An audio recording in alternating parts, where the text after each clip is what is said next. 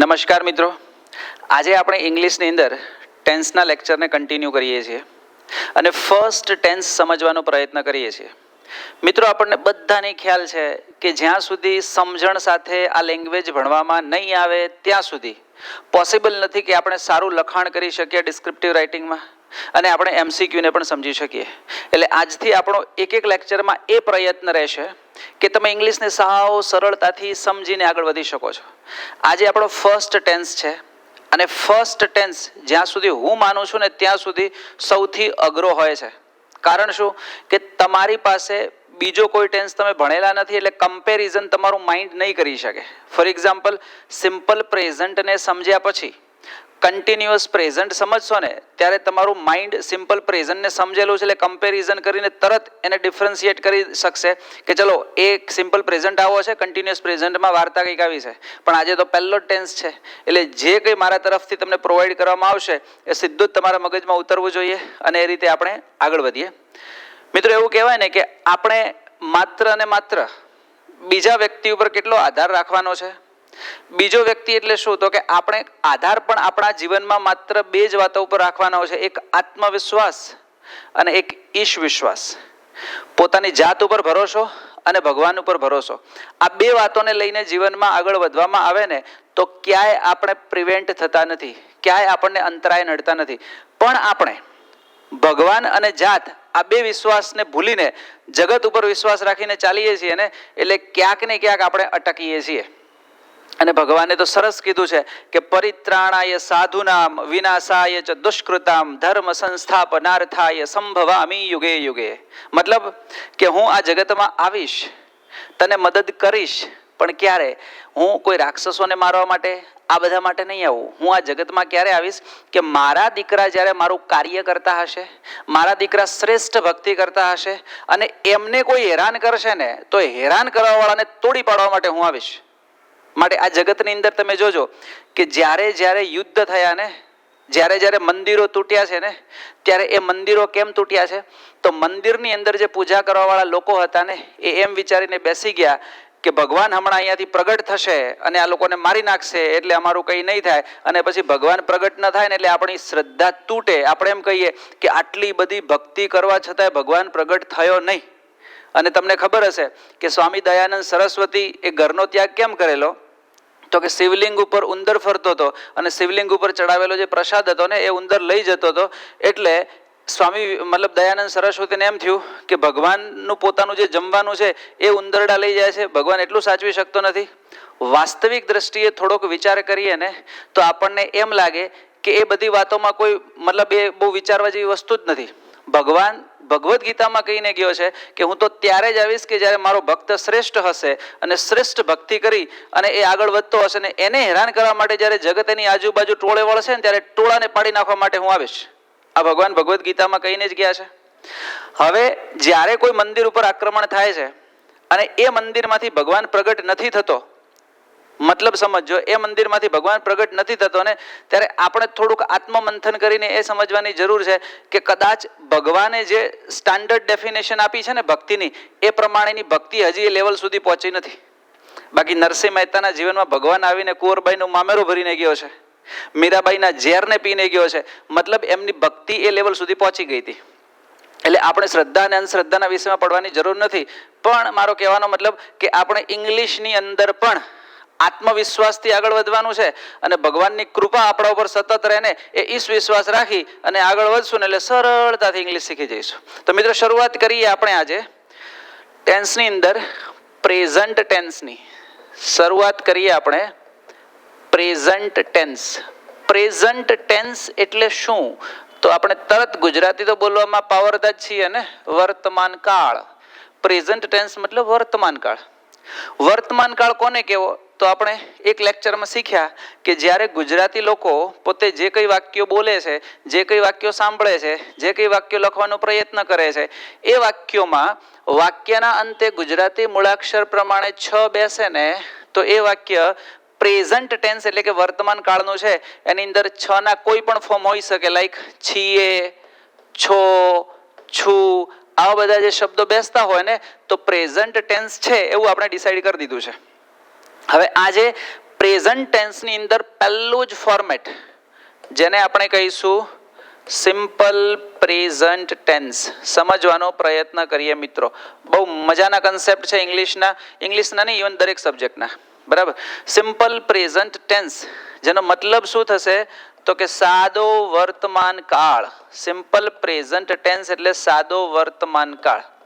મિત્રો બહુ સરળતાથી સમજીએ આપણે. હું ફરીથી કહું છું કે આખા ઇંગ્લિશમાં સૌથી અઘરું ચેપ્ટર કોઈને લાગતું હોય તો બધાને ખ્યાલ છે કે ટેન્સ, અને ટેન્સની અંદર પણ સૌથી વધારે અઘરો સિમ્પલ પ્રેઝન્ટ ટેન્સ છે. એના 2-3 કારણો છે. પહેલું કારણ મેં તમને કીધું કે એની અંદર આપણું માઇન્ડ છે ને બીજા ટેન્સ સાથે હજી કનેક્ટેડ નથી, એટલે ડિફરન્સ ઊભો નહીં કરી શકે. એટલે જે હું બોલીશ એ મગજમાં સેટ કરવાનું છે, એટલે પણ થોડોક અઘરો લાગે. અને બીજું શું છે કે સિમ્પલ પ્રેઝન્ટ ટેન્સના ઉપયોગો છે, બીજા કોઈ ટેન્સના ઉપયોગો નથી. બાકીના ટેન્સ ક્રિયાના સ્વરૂપોને આધારે ચાલે છે. સિમ્પલ પ્રેઝન્ટમાં કેટલાક ઉપયોગો છે જે હમણાં તમે જોશો. હવે સિમ્પલ પ્રેઝન્ટ ટેન્સ કોને કહીશું? તો મિત્રો જ્યારે ટેન્સ આવે ને ત્યારે આપણા માઇન્ડમાં 2 વાતો સેટ થઈ જવી જોઈએ કે ટેન્સ 12 છે અને 12 ટેન્સની જ્યારે ટેન્સની શરૂઆત કરું ને ત્યારે આપણા મગજમાં 2 વાતો હોવી જોઈએ કે એ ટેન્સની એક તો વાક્ય રચના હશે. એ ટેન્સ જે છે ને એ ટેન્સની એક તો વાક્ય રચના હશે. એટલે તમારા મગજમાં ટેન્સ શબ્દ આવે એટલે એક વાક્ય રચના યાદ રહેવી જોઈએ અને બીજું એના કી વર્ડ્સ યાદ રહેવા જોઈએ. આ 2 શબ્દોને સાથે લઈને દરેક ટેન્સમાં આપણે ચાલવું પડશે. વાક્ય રચના જનરલી તમે ઇંગ્લિશની બુકો પકડશો ને તો દરેક ચેપ્ટરમાં વાક્ય રચનાઓ છે, પણ હું માત્ર ને માત્ર 12 ટેન્સની વાક્ય રચના જ મારા વિદ્યાર્થીઓને કહું છું કે યાદ રાખો. બાકી કોઈ ચેપ્ટરમાં કોઈ વાક્ય રચનાની જરૂર નથી. આના આધારે જ તમે બધા જ ચેપ્ટર્સ આરામથી સરળતાથી સમજીને શીખી શકો છો. અને એ વાક્ય રચનાઓ પણ જે બુકમાં આપેલી છે એવી નહીં. હું જે પ્રમાણે અહીંયા તમને વાક્ય રચનાઓ તૈયાર કરાવું ને એ પ્રમાણે જ વાક્ય રચનાને યાદ રાખવી. અને બીજું કીવર્ડ્સ એટલે શું? તો કે કીવર્ડ્સ એટલે એક એવો શબ્દ કે જે માત્ર અને માત્ર એ જ ટેન્સનો નિર્દેશ કરી શકે. જો એ શબ્દ કોઈ બીજા ટેન્સમાં પણ વપરાતો હોય, કોઈ ત્રીજા ટેન્સમાં પણ વપરાતો હોય તો આપણે એને કીવર્ડ્સ ન કહેતા પછી એને વોકેબ એટલે કે શબ્દ ભંડોળના સ્વરૂપમાં લઈ લઈએ તો ચાલે. એટલે કીવર્ડ્સ એટલે એવો શબ્દ કે જે માત્ર ને માત્ર એ જ ટેન્સનો નિર્દેશ કરશે. લાઈક સિમ્પલ પ્રેઝન્ટ ટેન્સના કીવર્ડ્સ મતલબ કે એ સિમ્પલ પ્રેઝન્ટ ટેન્સનો નિર્દેશ કરી શકે. એટલે આ 2 શબ્દોને સાથે લઈને 12 કાળમાં આપણે ચાલવાનું રહેશે. હોપ કે આટલે સુધી બધાના મગજમાં સમજણ ક્લિયર હશે. હવે થોડાક આગળ વધીને સમજવાનો પ્રયત્ન કરીએ મિત્રો. અને સિમ્પલ પ્રેઝન્ટ ટેન્સ આવ્યો છે ને તો પહેલા તો એક એની વાક્ય રચના આપણે લઈએ. તો સિમ્પલ પ્રેઝન્ટ ટેન્સ એટલે કે સાદા વર્તમાન કાળની વાક્ય રચના શું? તો ફરીથી કહું છું કે 12 ટેન્સની જ્યારે વાક્ય રચનાની વાત થાય ને ત્યારે શરૂઆત એક શબ્દથી કરી દેવાની અને એ શબ્દ એટલે સબ્જેક્ટ. આંખો બંધ કરીને વાક્ય રચનાની શરૂઆત તમારે સબ્જેક્ટથી કરી દેવાની. અને સબ્જેક્ટ એટલે શું? તો મેં ગઈકાલે લેક્ચરમાં સમજાવ્યું કે સબ્જેક્ટ એટલે કર્તા અને કર્તા એટલે ક્રિયાનો કરનાર. હવે એક કર્તાની જોડે ગઈકાલે આગળ જે મેં લેક્ચર લીધો છે બેઝિક, એમાં તમે શીખ્યા છો કે સિમ્પલ પ્રેઝન્ટ ટેન્સ એટલે કે સાદો વર્તમાન કાળ અને સિમ્પલ ફ્યુચર ટેન્સ એટલે કે સાદો ભવિષ્યકાળ. આ 2 ટેન્સની અંદર ક્રિયાપદનું મૂળ રૂપ એટલે કે V1 વપરાય છે. આ આપણે શીખ્યા હતા. એટલે હવે સબ્જેક્ટ પ્લસ V1 એટલે કે ક્રિયાપદનું મૂળ રૂપ, કર્તા પ્લસ ક્રિયાપદનું મૂળ રૂપ, બસ આ એની વાક્ય રચના છે.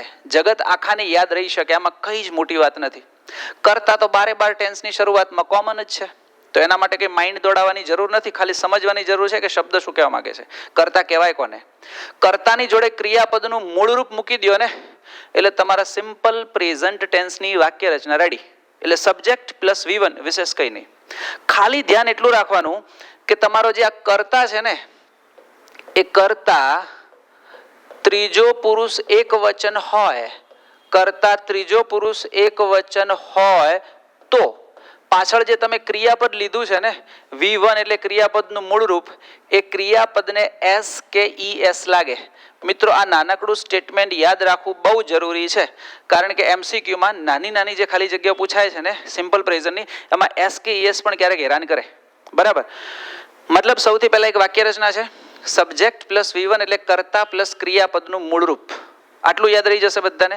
એના પછી શું કરશું તો કે કર્તા જ્યારે ત્રીજો પુરુષ એક વચન હોય. હવે ત્રીજો પુરુષ એક વચન એટલે એ પણ તમે શીખ્યા છો કે ત્રીજા પુરુષ એક વચનમાં જો સર્વનામની વાત થશે તો હી શી કે ઈટ આવશે. અને એની જગ્યાએ નામ પણ રહી શકે. તો હીની જગ્યાએ હું મયંક લખું છું તો એ ત્રીજો પુરુષ એક વચન જ છે. સી ની જગ્યાએ હું કોઈ ગર્લ્સનું નામ લાઈક શ્વેતા લખું છું, ત્રીજો પુરુષ એક વચન જ છે. ઈટની જગ્યાએ કોઈ નિર્જીવ વસ્તુ કે પ્રાણીનું નામ એડ કરું છું, લાઈક આપણે એમ કહીએ કે ભાઈ લાયન, તો એ ત્રીજો પુરુષ એક વચન જ છે. ગઈકાલે મેં સમજાવ્યું છે કે કર્તા તરીકે કાં તો સર્વનામ રહી શકે એટલે પ્રોનાઉન કાં નામ રહી શકે. એટલે કરતા ત્રીજો પુરુષ એક વચન હોવો એટલે હી શી ઇટ અથવા એની જગ્યાએ કોઈ નામ આપેલું હોય ત્યારે પાછળ જે ક્રિયાપદ છે એને એસ કે ઈએસ લાગે. હોપ કે આટલે સુધી આપણું માઇન્ડ ક્લિયર હશે. એનાથી એક સ્ટેપ આગળ બીજો પ્રશ્ન એ થાય કે એસ ક્યારે લાગે અને ઈએસ ક્યારે લાગે. તો એના માટે તમે કદાચ ઇંગ્લિશની અંદર થોડીક ઇન્ફોર્મેશન ખબર હોય ને તો તમે નાઉનના ચેપ્ટરની અંદર નામનું બહુવચન કરવાના જે નિયમો છે એમાં એક નિયમ એવો આવે છે કે કોઈ નામના અંતે S double S S H C H O કે એક્સ આપેલો હોય તો એનું બહુવચન ઈએસ લગાડવાથી થાય છે અને એમાં કેટલાક અપવાદો હશે. તો એ જ નિયમ અહીંયા લાગુ પડે છે કે જ્યારે કરતા ત્રીજો પુરુષ એક વચન હોય તો ક્રિયાપદને એસ કે ઈએસ લાગે. તો ઈએસ ક્યારે લાગે તો કે જ્યારે કોઈ ક્રિયાપદને અંતે એટલે કે મેઇન વર્બ જે આપેલું છે એના અંતે alphabet S double S S H C H O કે એક્સ આપેલ હોય, આમાંથી કોઈ આલ્ફાબેટ તમને કોઈ ક્રિયાપદને અંતે દેખાય ત્યારે એની અંદર ઈએસ લાગે છે, અધરવાઇઝ દરેક સાથે એસ લાગે છે. સિમ્પલ. હોપ કે આટલી ઇન્ફોર્મેશન આપણા માઇન્ડમાં એકદમ હવે ક્લિયર હશે. કે સૌથી પહેલા સિમ્પલ પ્રેઝન્ટની વાક્ય રચના તો કે કર્તાની જોડે ક્રિયાપદનું મૂળ રૂપ જોડી દેવું. સાથે સાથે ધ્યાન રાખવું કે કર્તા ત્રીજો પુરુષ એક વચન હોય તો ત્રીજો પુરુષ એક વચન એટલે શું આપણે સમજ્યા ત્યારે ક્રિયાપદને એસ કે ઈએસ લાગે. ઈએસ ક્યારે લાગે તો કે જ્યારે ક્રિયાપદના અંતે કેટલાક આલ્ફાબેટ આપેલા છે કે S double S S H C H O કે એક્સ આવે ત્યારે ઈએસ લાગે. અધરવાઇઝ દરેક ત્રીજા પુરુષ એક વચનના કર્તા સાથે આ નહીં હોય તો શું લાગશે? એસ લાગશે. અને જો કરતા ત્રીજો પુરુષ એક વચન નથી તો એસ કે ઈએસ ની વાર્તા જ નથી કરવાની. મતલબ ત્યાં તો મૂળ રૂપ જ મૂકી દેવાનું છે એઝ ઇટ ઇઝ ફોર્મમાં. બરાબર. હવે આપણે આ વાતને કેટલાક એક્ઝામ્પલથી સમજીએ. ફોર એક્ઝામ્પલ હું એક મેઇન વર્બ લઉં છું V1 જે છે વોચ. બરાબર. હવે એની આગળ હું એક કર્તા એડ કરું છું ત્રીજો પુરુષનો. ફોર એક્ઝામ્પલ એની આગળ હું એક કર્તા એડ કરું છું કે હી. બરાબર. તો સબ્જેક્ટ પ્લસ V1 તો થઈ ગયું હી વોચ. હવે કર્તા ત્રીજો પુરુષ એક વચન છે ત્યારે પાછળ એસ કે ઈએસ લાગવાનો. તો વોચ છે એની પાછળ CH આલ્ફાબેટ છે S double S S H CH મતલબ CH છે ને તો ક્રિયાપદના અંતે આમાંથી આલ્ફાબેટ છે એટલે અહીંયા ઈએસ લાગશે એટલે આપણે વોચ આવું બોલીએ છીએ. બરાબર. ધારો કે એક શબ્દ છે વોક અને અહીંયા આપણે ત્રીજો પુરુષ એક વચન કરતા એની આગળ લઈએ હી. તો વોકની અંદર જે વોકની પાછળનો આલ્ફાબેટ કે છે મતલબ આમાંથી નથી ને એટલે ઈએસ નહીં લાગે, ખાલી શું લાગશે તો કે એસ લાગશે. અને જ્યારે કરતા ત્રીજો પુરુષ એક વચન નથી તો કંઈ લગાડવાની જરૂર જ નથી. સમજો છો ને? ચલો બીજું એક એક્ઝામ્પલ લઈએ. ફોર એક્ઝામ્પલ એક મેઇન વર્બ છે ગો. હવે ગોની આગળ હું એક ત્રીજો પુરુષ એક વચન કરતા લગાડું છું જે સબ્જેક્ટ તરીકે શી. તો અહીંયા ત્રીજો પુરુષ એક વચન કરતા છે તો ગોની પાછળ એસ કે એસ લાગવાનો. તો આપણે જોઈએ કે આલ્ફાબેટ કયો છે ઓ. તો S double S S H C H O અને એક્સ હોય તો ઈએસ લાગે છે મતલબ અહીંયા સી ગોઝ થશે. સમજાય છે બધાને? પણ ધારો કે અહીંયા ગો છે અને આગળ આપણે કરતા લઈએ છીએ દે. તો આ તો ત્રીજો પુરુષ એક વચન છે જ નહીં તો એસ કે ઈએસ ની વાર્તા જ નથી આવતી, ખાલી દે ગો જ રહેશે. આટલી ઇન્ફોર્મેશન હું આ બધી ઇન્ફોર્મેશન ભણાવું છું એવું ન સમજતા કે હું બહુ મોટું જ્ઞાન આપું છું. મિત્રો જ્ઞાન અને માહિતી આ બંનેમાં બહુ મોટો ડિફરન્સ છે. નોલેજ અને ઇન્ફોર્મેશન આપણે જેટલા પણ સબ્જેક્ટ આજે ભણાવવામાં આવે છે ને માર્કેટમાં એ બધા જ ઇન્ફોર્મેશન બેઝડ છે. મતલબ મારી જોડે જે રહેલી થોડીક માહિતી છે હું તમારા સુધી ટ્રાન્સફર કરું છું. બાકી જ્ઞાન આપણા ઋષિ મુનિઓ ભણાવતા. ગુરુ પરંપરાની અંદર આશ્રમની અંદર ઋષિઓ શું આપતા? જ્ઞાન આપતા. અને જ્ઞાન એટલે શું તો કે જે તમને જીવન જીવતા શીખવાડે એટલે જ્ઞાન. અને ઇન્ફોર્મેશન એટલે શું તો કે જે તમને પૈસા કમાતા શીખવાડે એટલે ઇન્ફોર્મેશન. ઇંગ્લિશ ભણ્યા પછી તમે સારું બોલીને ક્યાંક જોબ જ લેવાના છો અથવા એક્ઝામ પાસ કરીને ક્યાંક નોકરી લઈ અને તમે કમાવાના છો. એટલે બ્રેડ ઓરિએન્ટેડ એજ્યુકેશનની અંદર ઇન્ફોર્મેશન હોય અને લાઈફ ઓરિએન્ટેડ એજ્યુકેશનમાં જ્ઞાન હોય. એટલે અહીંયા માર્કેટમાં રહેલા કોઈ ફેકલ્ટી તમને જ્ઞાન આપી રહ્યા છે એવો ક્યારેય મનમાં ભ્રમ પેદા કરતા નહીં. આ બધી જ માહિતી છે. જ્ઞાન જીવન જીવતા શીખવાડે. ફોર એક્ઝામ્પલ હું તમને કહું ને તો જ્ઞાન તમને એ શીખવાડે કે ઘરમાં વડીલો સાથે કઈ રીતે રહેવું. જ્ઞાન તમને એ શીખવાડે કે જગતની અંદર કોઈ ગરીબ વ્યક્તિ દેખાય તો એની સાથે કઈ રીતે વર્તન કરવું ભલે તમારી પાસે 500 કરોડનું ઘર હોય. જ્ઞાન તમને એ શીખવાડે છે કે તમારાથી નાના વ્યક્તિ સાથે કઈ રીતે બિહેવ કરવું. જ્ઞાન તમને એ શીખવાડે છે કે ઘરના પારસ્પરિક સંબંધો કઈ રીતે એકદમ સુમેળ ભર્યા અને શાંતિપૂર્ણ રાખવા, સમાજ સાથે કઈ રીતે વર્તન કરવું, રાષ્ટ્ર માટે શું કરવું, તમારું જીવન ઉત્કૃષ્ટ કઈ રીતે બને ને બધી જ વાતો જ્ઞાનમાં આવે. અને પૈસો કઈ રીતે કમાવો ને એના માટે જે સબ્જેક્ટ ભણાવવામાં આવે ને બધા જ ઇન્ફોર્મેશનમાં આવે છે. So here I just provide the information, this is not knowledge. એટલે કોઈ એવા બ્રહ્મા ન રહેતા કે બહુ મોટું શીખવાડી રહ્યો છું. આ બધી જ વાતો નોલેજ બેઝડ છે. બરાબર. હોપ કે આટલે સુધી બધાને મિત્રો ખ્યાલ આવી ગયો હશે. હવે આપણે થોડાક આગળ વધીએ. આટલું ભણ્યા પછી તમારા મગજમાં એક વાત ક્લિયર થઈ જવી જોઈએ કે કોઈ તમને એમ પૂછે કે સિમ્પલ પ્રેઝન્ટ ટેન્સ એટલે શું, તો તમારે બીજો કોઈ જ આન્સર નહીં આપવાનો, એટલું જ બોલવાનું કે સબ્જેક્ટ પ્લસ V1 એટલે સિમ્પલ પ્રેઝન્ટ ટેન્સ. કારણ કે સિમ્પલ પ્રેઝન્ટના દરેક વાક્યો સબ્જેક્ટ પ્લસ V1 થી બનશે. એનાથી આગળ વધીને એક સ્ટેટમેન્ટ આપી દેવાનું કે કરતા જો ત્રીજો પુરુષ એકવચન હોય તો ક્રિયાપદને એસ કે યસ લાગે છે. કયા સંજોગોમાં લાગે છે તો એનો નિયમ મેં તમને કહી દીધો છે, કેટલાક એક્ઝામ્પલથી સમજાવી દીધું છે. ત્રીજો પુરુષ એકવચનમાં શું હોઈ શકે તો હવે પછી તમે ક્યારેય નહીં ભૂલો એવી હું આશા રાખું છું. તો એ રીતે મિત્રો આટલે સુધી ક્લિયર કર્યા પછી હવે થોડાક આગળ વધીએ અને સમજીએ કે સિમ્પલ પ્રેઝન્ટ ટેન્સ શા માટે અઘરો છે. ફરીથી કહું છું કે સિમ્પલ પ્રેઝન્ટ ટેન્સના કેટલાક ઉપયોગો છે અને ઉપયોગોને ધ્યાનમાં લઈને આ ટેન્સ ચાલે છે. ઉપયોગો પણ આખરે તમે જોશો ને તો બહુ લોજિકલ છે. બરાબર.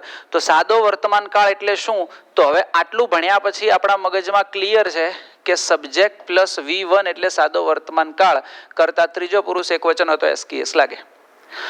હવે એના ઉપયોગો તરફ જઈએ તો સિમ્પલ પ્રેઝન્ટ ટેન્સના 3 ઉપયોગો યાદ રાખો. સૌથી પહેલો કે સિમ્પલ પ્રેઝન્ટ ટેન્સ ક્યારે વપરાય તો કે ભાઈ રોજબરોજની ક્રિયાઓને દર્શાવવા માટે. રોજબરોજની ક્રિયાઓ દર્શાવવા માટે સિમ્પલ પ્રેઝન્ટ ટેન્સ વપરાય છે. સિમ્પલ પ્રેઝન્ટ ટેન્સ વપરાય એટલે સબ્જેક્ટ પ્લસ V1 થી વાક્ય બને. એનાથી આગળ વધીને બીજો ઉપયોગ કે ભાઈ ટેવથી થતી ક્રિયાઓ દર્શાવવા માટે. ટેવથી થતી ક્રિયાઓ દર્શાવવા માટે, ક્રિયાઓ દર્શાવવા માટે સિમ્પલ પ્રેઝન્ટ ટેન્સ વપરાય છે. મતલબ સબ્જેક્ટ પ્લસ V1. આગળ સનાતન સત્ય જેને આપણે યુનિવર્સલ ફેક્ટ બોલીએ છીએ, સનાતન સત્ય અને કહેવત જે પ્રોવર્બ છે એને દર્શાવવા માટે સિમ્પલ પ્રેઝન્ટ ટેન્સ વપરાય છે. ઘણા લોકો એનાથી આગળ જઈને વિજ્ઞાનનો નિયમ હોય તો સિમ્પલ પ્રેઝન્ટમાં દર્શાવે છે, એ બધી વાતો કરે. પણ વિજ્ઞાને પ્રૂવ કર્યું પછી સનાતન સત્ય પણ ઉભા થયા છે. થોડુંક આપણે વિચાર કરીએ તો, કારણ કે પહેલા આપણને ખબર નહોતી કે પૃથ્વી કોની આસપાસ ફરે છે.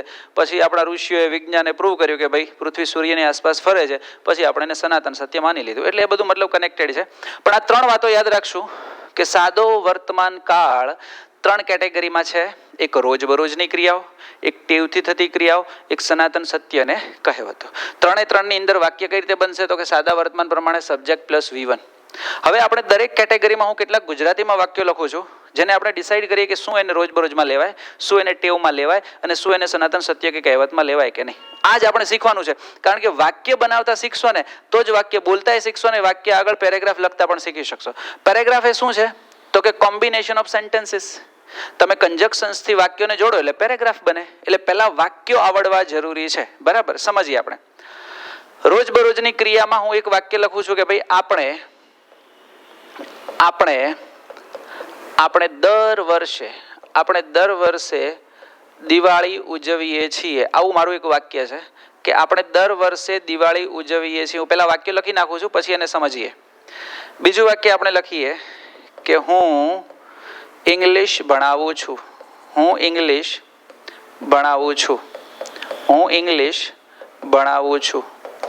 થર્ડ સેન્ટેન્સ આપણે લઈએ અને સેન્ટેન્સ કંઈક એવું છે કે ભાઈ મહેશ સવારે ચા પીવે છે. મહેશ સવારે ચા પીવે છે. એક વાક્ય લઈએ કે ભાઈ મોના લાઇબ્રેરીમાં સમાચાર પત્ર વાંચે છે. સમાચાર પત્ર વાંચે છે. મિત્રો આના ઉપરથી તમારે હજારો વાક્યો બનાવતા શીખવાનું છે. બહુ પ્રોપર ધ્યાન આપજો. એનાથી સનાતન સત્યમાં આપણે લઈએ કે ભાઈ સૂર્ય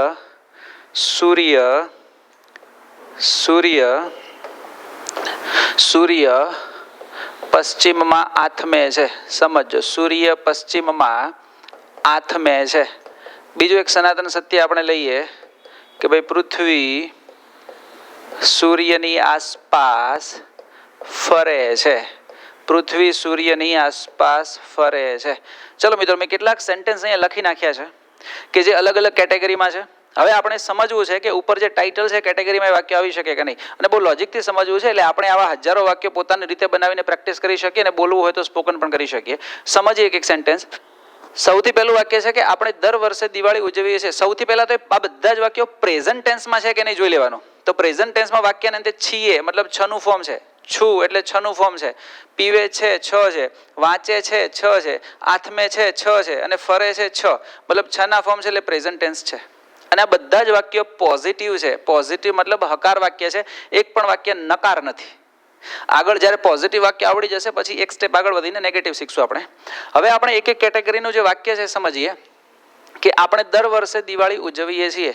હું તમને કદાચ એમ પૂછું કે આપણે દર વર્ષે દિવાળી ઉજવીએ છીએ, શું એને રોજબરોજની ક્રિયાના અંડરમાં લેવાય? તો તમે તમારા જે પણ તમારા પાસે માહિતી છે એને આધારે તમે કહેશો. કેટલાક લોકો કે યસ લેવાય અને કેટલાક એમ કહેશે કે ન પણ લેવાય. કારણ કે ગુજરાતી ભાષા પ્રમાણે રોજબરોજની ક્રિયા આપણે એને કહીશું કે જે દરરોજ થતી હોય. અને આ વાક્ય એવું કહે છે કે આપણે દર વર્ષે દિવાળી ઉજવીએ છીએ એટલે વર્ષમાં એક જ વાર, મતલબ દરરોજ તો ઉજવતા નથી, તોય આ વાક્યને આપણે રોજબરોજની ક્રિયાના અંડરમાં લઈએ છીએ. શા માટે? એ લોજિક સમજવાનું છે, પછી જીવનમાં ક્યારેય નહીં ભૂલાય અને એવા વાક્યો તમને આવડશે. બીજું કે હું ઇંગ્લિશ ભણાવું છું. હું ઇંગ્લિશ ભણાવું છું એ વાક્યની અંદર હું તમને સામેથી એમ કહું કે ભાઈ ડ્યુરિંગ કોઈ એવી સિચ્યુએશન છે લાઈક કોરોના હતો, તો પેન્ડેમિક સિચ્યુએશનમાં મેં ઇંગ્લિશ નહોતું ભણાવ્યું. સેટરડે સન્ડે હું ઇંગ્લિશ નથી ભણાવતો, તો આ વાક્ય લખું છું કે હું ઇંગ્લિશ ભણાવું છું ને રોજબરોજની ક્રિયામાં લેવાય કે નહીં. લોજિક સમજીએ. સમજાવું છું મિત્રો કે ગુજરાતી ભાષા એવું કહે છે કે રોજબરોજની ક્રિયા એટલે દરરોજ થતી ક્રિયા. અને ઇંગ્લિશમાં આજથી હું જે ડેફિનેશન આપું એ યાદ રાખજો, કારણ કે ડેફિનેશન તમને ઇંગ્લિશમાં 2 ચેપ્ટરમાં કામ લાગશે. રોજબરોજમાં ઇંગ્લિશમાં રોજબરોજની ક્રિયા એટલે એક કરતાં વધારે વાર થતી ક્રિયા. એક કરતાં વધારે વાર થતી ક્રિયા. એક કરતાં વધારે વાર થતી ક્રિયા એટલે રોજબરોજની ક્રિયા. બહુ પ્રોપર યાદ રાખજો. એક કરતાં વધારે વાર થતી ક્રિયા એટલે રોજબરોજની ક્રિયા. જો કોઈ ક્રિયા કરતા એક કરતાં વધારે વાર કરે છે પછી એ સેકન્ડ ટાઈમ હોય તો એને રોજબરોજમાં ઇંગ્લિશ લઈ લેશે, અથવા 2 લાખ વાર કરે તો એ રોજબરોજમાં, 2 વાર કરે તો એ રોજબરોજમાં. મતલબ જે ક્રિયા કરતા એક કરતાં વધારે વાર એટલે સેકન્ડ ટાઈમ કરી દે ને એટલે આપણે એને રોજબરોજમાં ગણીએ. ફોર એક્ઝામ્પલ, આપણે દર વર્ષે દિવાળી ઉજવીએ છીએ, તો દિવાળી આજે એક વર્ષમાં ઉજવી, પછી નેક્સ્ટ યરમાં પાછા ઉજવશું, એના પછીના વર્ષે ઉજવશું. એટલે શું થયું? એ એક્ટિવિટી રિપીટેશનમાં જતી રહી. મતલબ એક કરતાં વધારે વાર એ ક્રિયા થાય છે ને, એનો મતલબ એ રોજબરોજની ક્રિયામાં ઇંગ્લિશ ગણશે. હું ઇંગ્લિશ ભણાવું છું, આજે મેં એક લેક્ચર લીધો અને પછી 10 વર્ષ પછી એક લેક્ચર લઉં, વચ્ચે 10 વર્ષ સુધી લેક્ચર નથી લેતો, તો 10 વર્ષ પછી સેકન્ડ લેક્ચર મારો થાય ને, એનો મતલબ કે હું ઇંગ્લિશ ભણાવું છું, એક કરતાં વધારે વાર ક્રિયા થઈ ગઈ અને એને રોજબરોજમાં લેવાશે. હવે એવા લાખો વાક્ય તમે ઊભા કરી શકો. તમે એમ કહો કે હું સવારે 5 વાગે જાગું છું, તો એનો મતલબ એક કરતાં વધારે વાર થતી ક્રિયા, સિમ્પલ પ્રેઝન્ટ. આપણે એમ કહીએ કે આપણા પપ્પા ખેતરમાં કામ કરે છે, એક કરતાં વધારે વાર થતી ક્રિયા, રોજબરોજની ક્રિયા એટલે સિમ્પલ પ્રેઝન્ટ. આપણે એમ કહીએ કે આપણે સાંજે 6 વાગે ભેંસો દોઈએ છીએ, મતલબ રોજબરોજની ક્રિયા, આપણે એને સિમ્પલ પ્રેઝન્ટમાં લઈશું. આપણે એમ કહીએ કે આપણે સવારે ઉઠીને ભગવાનને પ્રાર્થના કરીએ છીએ, મતલબ રોજબરોજની ક્રિયા, એને મતલબ એક કરતાં વધારે વાર થતી ક્રિયા રોજબરોજમાં લઈશું એટલે સિમ્પલ પ્રેઝન્ટ આવશે. ઘણીવાર છે ને આવું થાય કે આપણે જ્યારે ભણતા ને ત્યારે ઓલમોસ્ટ 5મા ધોરણથી લઈને 8મા 9મા ધોરણ સુધી ઇંગ્લિશની બુકમાં એક કોમન વાક્ય આવતું કે મહેશ સ્કૂલે જાય છે. એને રોજબરોજની ક્રિયામાં લે એ લોકો, મતલબ કે સિમ્પલ પ્રેઝન્ટમાં, અને વાક્ય ઇંગ્લિશમાં બનાવે. હવે આપણને એક જ પ્રશ્ન થાય કે હું જે મહેશને ઓળખું છું એ તો ભણવા જ નથી જતો, તો આને કઈ રીતે રોજબરોજમાં લેવો? સમજો છો ને? પણ મહેશ સ્કૂલે જાય છે એ વાક્યની અંદર મહેશ તો ખાલી એક કરતા છે, અને આપણે જેને ઓળખીએ છીએ એને લઈને તો ઇંગ્લિશ બન્યું નથી. આપણે જે મહેશને ઓળખીએ છીએ એ મહેશને લઈને તો ઇંગ્લિશ બન્યું નથી. એટલે કર્તા તરીકે તો કોઈ પણ શબ્દ આવી શકે. એ આપણે નામ મહેશ લખીએ પણ રિપ્રેઝન્ટેશન મતલબ રિપ્રેઝન્ટ કરે છે કોને? તો કે આખી મહેશની કમ્યુનિટી અથવા જે વ્યક્તિઓની કમ્યુનિટી છે ને. એટલે કર્તા તરીકે કોઈ પણ શબ્દ લેવાય. એમાં આપણો કોઈ પર્સનલ મિત્ર હોય ને પછી સ્કૂલે નથી જતો, આપણે એમ ન કહી શકીએ કે ભાઈ મારો મિત્ર તો સ્કૂલે જતો જ નથી, તો મારે કઈ રીતે સમજવું કે આ રોજબરોજની ક્રિયા છે? કર્તા તરીકે કોઈ પણ શબ્દ લઈ શકાય, કારણ કે ગ્રામર એ યુનિવર્સલ વાતોને ધ્યાનમાં લઈને બનેલું હોય. બરાબર?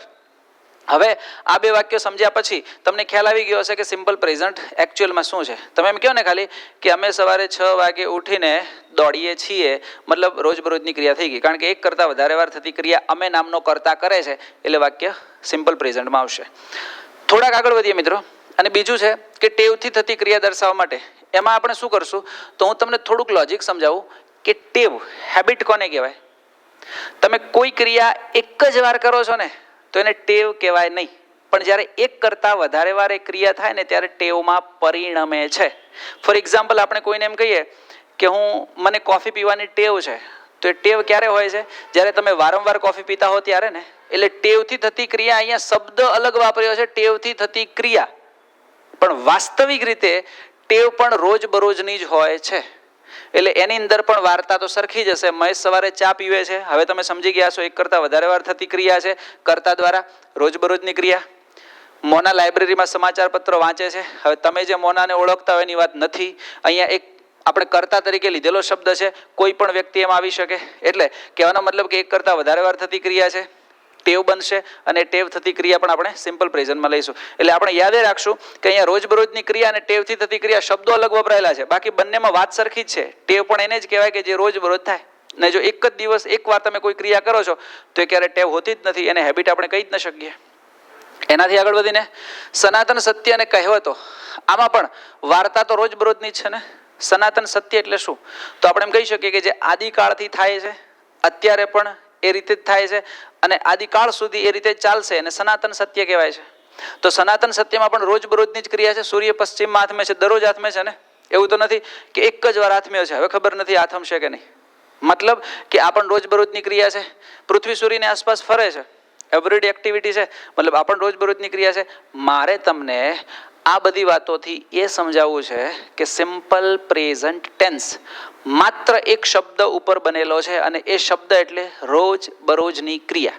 અને રોજબરોજની મેં તમને સિમ્પલ ડેફિનેશન આપી દીધી છે કે એક કરતાં વધારે વાર જે ક્રિયા કરતા કરે છે એ બધી જ ઇંગ્લિશ રોજબરોજમાં લેશે. તમે એમ કહો ને કે ભાઈ કોઈ પણ વાક્ય લઈ લઈએ, આપણે એમ કહીએ કે આપણા સોલ્જર્સ આપણા દેશ માટે લડે છે, તો આપણા સોલ્જર્સ આપણા દેશ માટે લડે છે, એક કરતાં વધારે વાર થતી ક્રિયા સિમ્પલ પ્રેઝન્ટ. બરાબર. આપણે એમ કહીએ કે ભાઈ આપણે નદીને સાફ કરીએ છીએ, એક કરતાં વધારે વાર થતી ક્રિયા સિમ્પલ પ્રેઝન્ટ. અને હજી તમે જ્યારે બીજો ટેન્સ શીખશો ને કન્ટિન્યુઅસ પ્રેઝન્ટ, ત્યારે તો તમને ડિફરન્સ ખબર પડવા માંડશે કે ઓકે સિમ્પલ પ્રેઝન્ટમાં આવો વાક્યો, કન્ટિન્યુઅસમાં આવો, એટલે પછી તો સાવ ઇઝી થઈ જશે. પણ આ ફર્સ્ટ છે ને, એટલે તમે ડિફરન્શિએટ નહીં કરી શકો. એટલે જે હું લોજિકથી સમજાવું છું બહુ પ્રોપર સમજી લેજો. હવે મિત્રો આટલું સમજ્યા પછી આપણે એમ કહીએ ને કે ભાઈ આપણા પ્રાઇમ મિનિસ્ટર વારંવાર ગુજરાતની મુલાકાત લે છે, સાદો વર્તમાન કાળ, કારણ કે એક કરતાં વધારે વાર થતી ક્રિયા છે. બરાબર. એવા લાખો વાક્યો તમે તમારી રીતે ઊભા કરો અને પછી એને બોલવાનો પ્રયત્ન કરો અને પ્રેક્ટિસમાં લે, એટલે સમજાઈ જશે કે ભાઈ બધા જ વાક્યો મોસ્ટ પ્રોબેબલી સિમ્પલ પ્રેઝન્ટમાં હોય છે અને આપણે એવી રીતે લખવાના છે. હોપ કે આટલે સુધી બધાને ખ્યાલ આવી ગયો હશે. હવે આટલું સમજ્યા પછી મિત્રો આ લોજિક સાથે આપણે સમજ્યા છીએ ગુજરાતીની અંદર. હવે હું તમને સમજાવું છું આ બધાને ઇંગ્લિશ, કે કોઈ પણ વાક્યને ઇંગ્લિશમાં કન્વર્ટ કઈ રીતે કરવું. બરાબર. બહુ સરળતાથી સમજવાનો પ્રયત્ન કરશું, બહુ પ્રોપર ધ્યાન રાખજો, એટલે તમને ખ્યાલ આવે કે કોઈ પણ વાક્યને ઇંગ્લિશમાં કન્વર્ટ કરતી વખતે શું ધ્યાન રાખવું. કારણ કે એ ઇંગ્લિશમાં તમે કન્વર્ટ કરશો ને, એટલે તમે પ્રોપર સ્પોકન કરવું હશે તો એ વાક્યના આધારે કરી શકશો, અને લખાણ બહુ તમારું સરળ બની જશે. એક એક વાક્ય સમજીએ. ફર્સ્ટ સેન્ટેન્સ છે કે આપણે દર વર્ષે દિવાળી ઉજવીએ છીએ. મેં તમને કીધું કે સિમ્પલ પ્રેઝન્ટ એટલે શું, તો કે ભાઈ સબ્જેક્ટ પ્લસ V1 કર્તા પ્લસ ક્રિયાપદનું મૂળ રૂપ. ધ્યાન એ રાખવાનું છે કે કર્તા ત્રીજો પુરુષ એક વચન તો SKS લાગે. હવે આપણે દર વર્ષે દિવાળી ઉજવીએ છીએ, એમાં કર્તા કયો, સબ્જેક્ટ, તો ક્રિયાનો કરનાર શબ્દ આપણે છે. આપણેનો મતલબ આપણે સમજીએ છીએ કે વી થશે, આપણે એટલે વી, આપણે મતલબ વી.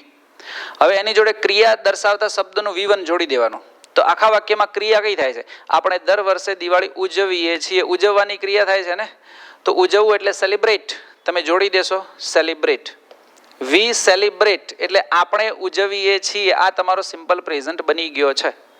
અહીંયા ત્રીજો પુરુષ એક વચન નથી, SKS નહીં લાગે. વી સેલિબ્રેટ મતલબ આપણે ઉજવીએ છીએ. પહેલા વાક્ય રચના સુધી તમારે વાક્ય સેટ કરી દેવાનું. એના પછી શું કરવાનું, તો કે આ જે પાછળ તમે V1 એડ કર્યું ને, એને પહેલો પ્રશ્ન તમારે પૂછવાનો વોટ થી. એટલે આપણે શું કરશું, તો કે જે V1 એડ કર્યું છે ને, એને પહેલો ક્વેશ્ચન વોટ થી કરશું. વોટ મતલબ શું, અને એ વોટથી આન્સર ઉપર નથી કોઈ જવાબ તો પછી આપણે હોમથી ક્વેશ્ચન કરશું. એનાથી જો ઉપર જવાબ નથી તો પછી જે WH વર્ડ એડ કરીને પાછળ જે પોર્શન એડ કરવો કરી શકાય છે, કારણ કે વાક્યનો જે મિનિંગ બેસવાનો છે ને એ બેસી ગયો છે સબ્જેક્ટ પ્લસ V1 માં. વી સેલિબ્રેટ મતલબ આપણે ઉજવીએ છીએ શું, તો પહેલા વોટથી ક્વેશ્ચન કરીએ તો જવાબ મળે છે દિવાળી. એડ કરી શકીએ કે વી સેલિબ્રેટ દિવાળી. એનાથી આગળ વધીને હજી કંઈક વાક્યમાં છે કે ક્યારે ઉજવીએ છીએ તો કે દર વર્ષે, તો એ એડ કરી દો એવરી યર. સરસ વાક્ય બની ગયું તમારું, વી celebrate Diwali every year and full stop. હવે આપણે આને જેટલું લાંબુ બનાવવું એટલું બનાવી શકીએ. ફોર એક્ઝામ્પલ આપણે એમ કહીએ કે we celebrate Diwali every year at our home. આપણા ઘરે આપણે દર વર્ષે દિવાળી ઉજવીએ છીએ. We celebrate Diwali every year at our home with our friends and family members. તો વાક્ય કેટલું લાંબુ બની જશે. પણ પાછળનો પોર્શન તમે એડ કર્યો છે એડિશન, એ તો પાછળનું એડિશન છે, તમારો મિનિંગ તો આટલામાં છે. અહીંયા જો તમે ભૂલ કરીને તો આખા વાક્યનો મિનિંગ ચેન્જ, પછી તમે પહોંચી નહીં વળો એને. એટલે we celebrate subject plus V1 આપણે ઉજવીએ છીએ. શું ઉજવીએ છીએ, ક્યારે ઉજવીએ છીએ, ક્યાં ઉજવીએ છીએ, કોની સાથે ઉજવીએ છીએ, શા માટે ઉજવીએ છીએ, એ પાછળ જે પોર્શન એડ કરશો ને એમ તમારા વાક્યો લાંબા લચક બનશે. હવે મિત્રો થોડોક વિચાર કરો કે તમે 7 થી 8 વાક્ય આવી રીતે પ્રોપર લખી નાખો ને તો એક પેરેગ્રાફ ઊભો થઈ જાય છે. અને પછી થોડુંક તમારી જોડે જે ઇન્ફોર્મેશન છે ને એને ટ્રાન્સલેટ કરીને 2-4 પેરેગ્રાફ લખો ને તો આખો ટોપિક પૂરો થઈ જાય છે. પણ તકલીફ એ છે કે આપણે સમજવા માંગતા જ નથી. આપણને જે લોકો બહુ ગોખાવે, મોટી મોટી નોટ્સ બનાવે અને આપણને એમ લાગે કે ઓ બાપરે કેટલી સરસ સુંદર મેં નોટબુક બનાવી છે, મતલબ કે મારું તો હવે થઈ ગયું છે. વાસ્તવિકતા એ છે કે જ્યાં સુધી એ તમારી નોટબુક માઇન્ડમાં પ્રોપર સરળતાથી નહીં બને ને ત્યાં સુધી બધું જ મિનિંગલેસ છે. એટલા માટે આ બધી જ વાતો ધ્યાનમાં લેવી જરૂરી છે. હું એમ ન કહી શકું કે હું શ્રેષ્ઠ ભણાવું છું. આ જગતની અંદર પૂર્ણ કોઈ નથી. આ જગતમાં પૂર્ણ એક જ વ્યક્તિ છે અને એ છે એટલે ભગવાન કૃષ્ણ, જેને પૂર્ણ પુરુષોત્તમ કીધો છે. બરાબર. એટલે આ જગતમાં પરફેક્ટ મેન તો એક જ થઈ ગયો અને ભગવાન કૃષ્ણ. એના સિવાય આ જગતમાં કોઈ પૂર્ણ નથી. એટલે આપણે બધા અપૂર્ણ છીએ. એટલે આપણી તો ઘણી બધી ભૂલો, ઘણી બધી ક્ષતિઓ હોઈ શકે. બરાબર. પણ આપણે ક્ષતિઓને ઇગ્નોર કરીને કેટલું મેળવી શકાય છે ને કોઈ વ્યક્તિ પાસેથી, એ મેળવવાનો પ્રયત્ન કરવો જોઈએ. બરાબર. આપણી તકલીફ શું છે કે આપણને ખ્યાલ છે કે આ જગતમાં પૂર્ણ પુરુષોત્તમ એક ભગવાન કૃષ્ણ છે, એના સિવાય બધા જ અપૂર્ણ છે. અપૂર્ણ હોવું એટલે આપણે ક્યાંક ને ક્યાંક ઘણી બધી ભૂલો આ તે કરશું, આપણામાં પૂર્ણતા છે જ નહીં. પણ આપણી અને આપણા સોસાયટીની તકલીફ એ છે કે આપણે એ અપૂર્ણતા છે ને, જે ક્ષતિઓ છે એના ઉપર બહુ ફોકસ કરીએ છીએ. એનામાં જે પૂર્ણ તત્વ થોડુંક પડ્યું છે એના ઉપર ધ્યાન જ નથી આપતા. વાસ્તવિકતા એ છે કે કોઈ પણ વ્યક્તિમાંથી ઘણું બધું શીખી શકાય છે. એની અંદર જે સારી વાતો છે એને ઉપાડી લ્યો અને જે સારી નથી એને શું કામ ધ્યાનમાં લેવી. ધીરે ધીરે તમારો તો ગ્રોથ થઈ રહ્યો છે ને, પણ આપણે આ બધી વાતોને ધ્યાનમાં લેતા નથી. કારણ કે માર્કેટનો ટ્રેન્ડ કંઈ અલગ છે અને આપણે ટ્રેન્ડની અંદર એવા ઝોલા ખાઈએ છીએ ને પવનની દિશામાં, ખબર જ નથી પડતી કે આપણે ક્યાં જઈને ઊભા રહેવાનું છે. એટલા માટે કહું છું કે each and every sentence is very important. Practice કરવાની રહેશે. પ્રેક્ટિસ કર્યા પછી ઘણું બધું આવડી જશે. અને નથી સમજાતું તો હું તો તમારી સામે છું જ. ચલો સેકન્ડ સેન્ટેન્સ જોઈએ કે હું ઇંગ્લિશ ભણાવું છું. વાક્ય રચના મુજબ સબ્જેક્ટ હું એટલે આઈ ફિક્સ થઈ ગયો. હવે આઈ એ ત્રીજો પુરુષ એકવચન નથી એટલે SKS ની વાર્તા નહીં આવે. ક્રિયા દર્શાવતો શબ્દ લઈ લો. V1 એટલે ક્રિયા દર્શાવતો શબ્દ. હું ઇંગ્લિશ ભણાવું છું. ભણાવવું એક ક્રિયા થાય છે તો આઈ ની જોડે એડ કરી દો ટીચ. આઈ ટીચ. હું ભણાવું છું. મિત્રો તમારો સિમ્પલ પ્રેઝન્ટ બની ગયો છે. આઈ ટીચ એટલે હું ભણાવું છું. પછી મેં કીધું કે પહેલો પ્રશ્ન તમે શેનાથી પૂછશો? વોટથી. જો જવાબ મળે છે તો બરાબર છે, નથી મળતો તો હુમથી એટલે કોનેથી પૂછો. નથી મળતો તો પછી જે WH વર્ડથી ઉપર પોર્શન આપેલો નીચે એડ કરીને તમે જઈ શકો છો આગળ. આઈ ટીચ એટલે હું ભણાવું છું. શું ભણાવું છું? પહેલો પ્રશ્ન તો કે ઇંગ્લિશ. અહીંયા બીજું કંઈ આપેલું નથી એટલે મારું વાક્ય ફૂલ સ્ટોપમાં જતું રહેશે. આઈ ટીચ ઇંગ્લિશ મતલબ હું ઇંગ્લિશ ભણાવું છું. હજી મારે આગળ વધારવું તો આઈ ટીચ ઇંગ્લિશ કોને ભણાવું છું? તો કે મારા વિદ્યાર્થીને. I teach English to my students. ક્યારે ભણાવું છું? તો કે સવારે 8 વાગે. I teach English to my students at 8 o'clock in the morning. બરાબર. ક્યાં આગળ? તો કે ઇન ધ ક્લાસરૂમ. એટલે I teach English to my students in the morning at 8 o'clock in the classroom. કેટલું લાંબુ લચક વાક્ય બને છે, પણ પાછળના વાક્યનો મિનિંગ છે ને એ આ વાક્ય સેટ કરી દીધો છે ને એટલે મિનિંગ તમારો ચેન્જ નથી થતો. એટલે વાક્ય ગમે એટલું લાંબુ બનાવશો એ ખોટું નહીં પડે. બરાબર. એ રીતે અહીંયા જોઈએ કે ભાઈ મહેશ સવારે ચા પીવે છે. કરતા કોણ છે? ક્રિયાનો કરનાર શબ્દ તરીકે તો કે મહેશ. તો આપણે લઈ લઈશું મહેશ. ક્રિયા કઈ થાય છે આખા વાક્યમાં? તો કે પીવું. પીવું એટલે ડ્રિંક. હવે અહીંયા તો મહેશ ત્રીજો પુરુષ એક વચન છે તો એસ કી એસ લાગવાનો V1 ને એટલે ડ્રિંક ને એસ કી એસ લાગશે. હવે ES ક્યારે લાગે તો કે S double S SH CHO અને X માં અહીંયા એવું કંઈ જ નથી એટલે ખાલી S લાગશે એટલે મહેશ ડ્રિંક્સ મહેશ પીવે છે. સેન્સ બેસી ગયો છે. હવે પહેલો પ્રશ્ન વર્ડથી કરીએ મહેશ શું પીવે છે તો કે ટી ચા આપેલું છે એટલે તમે લખી નાખશો ટી. હજી કંઈક છે ક્યારે પીવે છે તો કે સવારે એટલે આપણે લખશું કે in the morning. Mahesh drinks T in the morning. બરાબર મતલબ કેટલું સરસ વાક્ય બની ગયું છે. આગળ વધીએ કે મોના લાઇબ્રેરીમાં સમાચાર પત્ર વાંચે છે. વાક્યનો કર્તા કોણ છે તો તમે કહેશો કે મોના છે ક્રિયાનો કરનાર શબ્દ. હું કોઈ પર્સનલ વ્યક્તિને ઇન્ડિકેટ કરવાનું નથી કહેતો. સમજો કર્તા તરીકે આ દુનિયાનો કોઈ પણ શબ્દ અબજો શબ્દો છે કરોડો છે કોઈ પણ લઈ શકાય. આપણે એક રિપ્રેઝન્ટ કરીએ છીએ કર્તા તરીકે શબ્દને ખાલી એટલું ધ્યાનમાં લઈશું. મોના છે કર્તા તરીકે ધ્યાન આફ્ટર ક્રિયા કઈ થાય છે કારણ કે ક્રિયા દર્શાવતા શબ્દનું V1 એડ કરશું તો કે વાંચવાની. વાંચવું એટલે રીડ. હવે કરતા ફરીથી ત્રીજો પુરુષ એક વચન છે તો SKS લાગવાનો. તો આપણે જે શીખ્યા હતા કે S double S SH CHO કે X એવો કોઈ આલ્ફાબેટ નથી તો ખાલી S લાગશે એટલે મોના રીડ્સ. પહેલો પ્રશ્ન વર્ડથી કે મોના શું વાંચે છે તો અહીંયા આપણને આપેલું છે સમાચાર પત્ર એટલે Mona reads a newspaper. Mona reads a newspaper. પછી ક્યાં વાંચે છે તો કે in the library. In the library. મિત્રો હજી કંઈક એડ કરવું હોય તો તમે કરી શકો છો કારણ કે વાક્યનો જે સેન્સ છે વાક્યનો જે મિનિંગ છે એ અહીંયા મોના રીડ્સ એટલે કે મોના વાંચે છે એમાં બેસી ગયો છે. તમારે શું હોય એક્ઝામમાં MCQમાં કે તમને ફૂલ ફ્લેજમાં સેન્ટેન્સ આપ્યું હોય પછી મોના પછી અહીંયા ખાલી જગ્યા આપી હોય પછી રીડને લઈને નીચે 4 ઓપ્શન હોય have read is reading R reading read અને રીડ્સ આવા ઓપ્શન આપી દીધા હોય. હવે તમને ખબર પડે ને કે આ સિમ્પલ પ્રેઝન્ટ છે તો ખાલી તમારે V1 એડ કરી દેવાનું હોય. ક્યારે તમને કરતા એડ કરવા માટે એવા વાક્ય નથી પૂછાતા કે ચલો ભાઈ નીચે મોના મહેશ ને એવા 4 વાક્ય આપે છે એડ કરો. મૂળ મેઇન વર્બ ઉપર વાર્તા ચાલતી હોય છે અને હેલ્પિંગ વર્બ ઉપર હેલ્પિંગ વર્બ અને મેઇન વર્બને લઈને આખી વાર્તા MCQ ની ચાલતી હોય છે. એ જો પ્રોપર શીખેલા છો તો સરળતાથી તમે એને ફિલઅપ કરી શકશો. આગળ વધીએ કે સૂર્ય પશ્ચિમમાં આથમે છે. વાક્યનો કરતા કયો છે સૂર્ય. સૂર્ય મતલબ ધ સન. હવે મિત્રો ઇંગ્લિશ છે ને એક ઇંગ્લિશમાં એક ચેપ્ટર છે સબ્જેક્ટ વર્બ એગ્રીમેન્ટ. કર્તા જોડે ક્રિયાપદને અગ્રી કરવું. કર્તા એક વચન તો ક્રિયાપદ એ પ્રમાણે બહુવચન તો ક્રિયાપદ એ પ્રમાણે. હવે સૂર્ય છે ને સૂર્ય એને ઇંગ્લિશ ગ્રામર પુરુષવાચકમાં લે છે અને એને લઈને ઘણા બધા સર્વનામના પ્રોનાઉનના પ્રશ્નો પણ એક્ઝામમાં પ્રીવિયસ યર્સમાં પૂછાયેલા છે.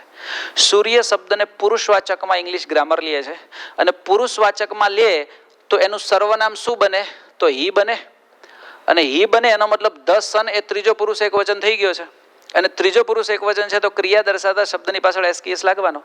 ક્રિયા કઈ થાય છે આથમવી. આથમવું એટલે સેટ. હવે SKS લગાડો તો અહીંયા ES તો નહીં આવે કારણ કે એવો કોઈ આલ્ફાબેટ છે નહીં જે આપણે આગળ શીખ્યા. તો શું આવશે ધ સન સેટ્સ. સૂર્ય આથમે છે કઈ દિશામાં પશ્ચિમમાં એટલે એડ કરી દેશો કે ભાઈ in the west and full stop. બરાબર. પૃથ્વી સૂર્યની આસપાસ ફરે છે. જો આવું એક વાક્ય પૂછાયેલું છે કે ભાઈ સૂર્ય એના કિરણો બધા ઉપર સરખા પાથરે છે અને પછી સૂર્યને લઈને તમારે એક પ્રોનાઉન એડ કરવાનું હતું. હવે તેના કિરણો એટલે its rays his rays her rays આવી રીતે ઓપ્શન્સ આપેલા હોય. તમને ખબર ન હોય કે સૂર્યને ઇંગ્લિશ પુરુષવાચકમાં લે છે તો તમે ક્યારે હિઝ રેઝ કરી જ નથી શકવાના ને. તમને ઇટ્સ જ ગમશે અને ઇટ્સ જ ખબર પડશે અને એ રીતે જશો એટલે તમારો એક માર્ક્સ જશે. એટલે આ બધી નાની નાની વાતોને સમજવી જરૂરી છે. બીજું છે કે પૃથ્વી સૂર્યની આસપાસ ફરે છે તો પૃથ્વી એટલે આપણને હવે ખબર જ છે કે ધ અર્થ. હવે સમજો જે રીતે સૂર્યને ઇંગ્લિશ પુરુષવાચકમાં લે છે ને એ રીતે મતલબ પૃથ્વીને સ્ત્રીવાચકમાં લે છે અને સ્ત્રીવાચકમાં લે તો અર્થ માટે કરીને સર્વનામ કયું કહેવાય શી. અને જો શી કહેવાય તો પછી એ પણ ત્રીજો પુરુષ એક વચન જ છે તો SKS લાગવાનો. તો ક્રિયા કઈ થાય છે ફરવું. ફરવું એટલે શું થશે મૂવ્સ. બરાબર. મૂવ નું SKS લગાડશો એટલે મૂવ્સ થઈ જશે. The earth moves. ક્યાં ફરે છે તો કે સૂર્યની આસપાસ એટલે રાઉન્ડ અથવા around the sun and full stop. મિત્રો સિમ્પલ પ્રેઝન્ટ ટેન્સના પોઝિટિવ એટલે કે હકાર વાક્યોની જે આખી વાર્તા છે ને એ આટલી છે. બરાબર. એના પછી દરેક ટેન્સ અલગ અલગ 4 કેટેગરીમાં વાક્ય બનાવે છે. Positive sentence, negative sentence, interrogative positive and interrogative negative, જેને આપણે ગુજરાતીમાં હકાર, નકાર, પ્રશ્નાર્થ હકાર અને પ્રશ્નાર્થ નકાર એવા 4 ઓપ્શન્સ આપીએ છીએ. એટલે એ આગળ આપણે શીખશું. પણ પહેલા આપણને 12 ટેન્સના પોઝિટિવ અને નેગેટિવ વાક્યો આવડવા જોઈએ. એ આપણો પહેલો પ્રયત્ન રહેશે. પછી ધીરે ધીરે આગળ જઈને આપણે શીખશું કે કઈ રીતે ઇન્ટ્રોગેટિવ બનાવવા, એની થિયરી શું છે, એના પેસિવ કેવા બને, મતલબ એવરીથિંગ બધું જ તમને આવડી જાય ને એવો પ્રયત્ન રહેશે, પણ એના માટે જે પણ અહીંયા ભણાવવામાં આવે છે ને એની પ્રેક્ટિસ કરજો. એવું ન માનતા કે આ તો યુટ્યુબ છે ને તો શું કરવું છે જોઈ લઈએ સમજાઈ જશે, ના, આમાંથી પણ ઘણો બધો ગ્રોથ તમારો થઈ જશે. અને જે લોકો ખરેખર મહેનત કરવાવાળા છે ને યુટ્યુબ જોઈને એક્ઝામ પાસ કરી દે છે, અને એ પ્રોપર જે મતલબ એનાલિસિસ કરતા આવડવું જોઈએ કે ભાઈ યુટ્યુબમાં મારે શું જોવું અને કેટલું જોવું, કોને જોવો. જો એ એનાલિસિસ કરતા ના આવડે ને તો એ ક્યાંક ને ક્યાંક ગોથા ખાઈ જઈએ. એટલે કહેવાનો મતલબ એ છે કે સિમ્પલ પ્રેઝન્ટ ટેન્સની અંદર આટલી થિયરી મગજમાં ક્લિયર હોવી જોઈએ. ફરીથી કહું છું કે સાદો વર્તમાન કાળ એટલે શું? તો સિમ્પલ પ્રેઝન્ટ ટેન્સ એટલે સૌથી પહેલા આપણે કહીશું સબ્જેક્ટ પ્લસ V1. કરતા ત્રીજો પુરુષ એકવચન હોય તો એસ કી એસ લાગે છે. એસ ક્યારે લાગે, ઈએસ ક્યારે લાગે? ત્રીજો પુરુષ એકવચન શું આપણે સમજ્યા.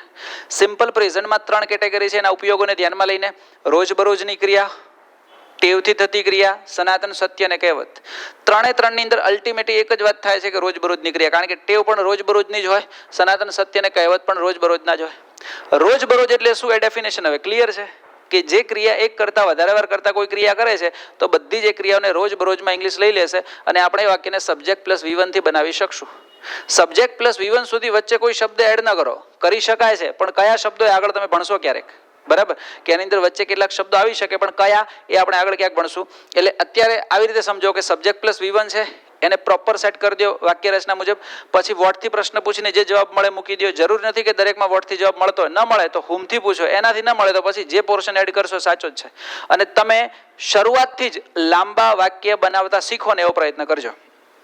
લાઈક આવી રીતે જ બનાવવાનું કે I teach English to my students every day in the classroom at 8 o'clock in the morning.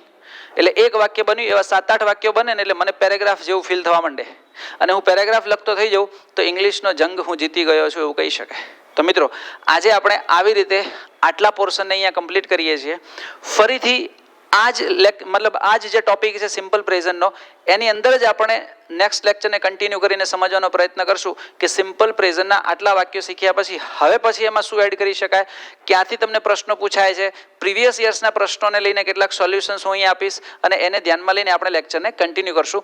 પણ આ લેક્ચરને જોયા પછી થોડોક તમારામાં કોન્ફિડન્સ રેઇઝ થવો જોઈએ કે યસ, જો હું ધ્યાન આપું, સમજીને ચાલું તો મને પણ ઇંગ્લિશ આવડી શકે છે. અને જો મિત્રો તમને લેક્ચરમાં મજા આવી હોય, લેક્ચર તમને ગમ્યો હોય અને તમને એમ લાગે કે મને આવડી શકે છે તો મારા અન્ય ભાઈઓને પણ આવડી શકે છે, મારી અન્ય બહેનોને પણ આવડી શકે છે, તો તમે લેક્ચરને જોયા પછી તમારી એક નૈતિક ફરજ સમજીને એને મેક્ઝિમમ લોકો સુધી શેર કરજો કે જેથી કરીને મારો કોન્ફિડન્સ જે તમને ભણાવવાનો છે ને એ કાયમ કન્ટિન્યુ રહે. બાકી કેવું થાય કે સ્ટુડન્ટને જો એટલી બધી પરવા હોય નહીં તો ધીરે ધીરે શિક્ષક કોણ છે? શિક્ષકની પોતાની વ્યક્તિગત કોઈ સફળતા હોતી જ નથી, એનો પોતાનો વ્યક્તિગત કોઈ એટીટ્યુડ હોતો જ નથી. કારણ શું? કારણ કે શિક્ષકની સફળતા એ એના વિદ્યાર્થીની સફળતાને આધીન હોય છે. હું 50 છોકરાઓ ભણાવું છું, એમાંથી 25 છોકરાઓ નોકરીએ લાગે છે ને તો એ મારી સફળતા છે. એટલે વિદ્યાર્થી નિષ્ફળ તો શિક્ષક પણ નિષ્ફળ, વિદ્યાર્થી સફળ તો શિક્ષક પણ સફળ. એટલે અમે તમને આધીન છીએ.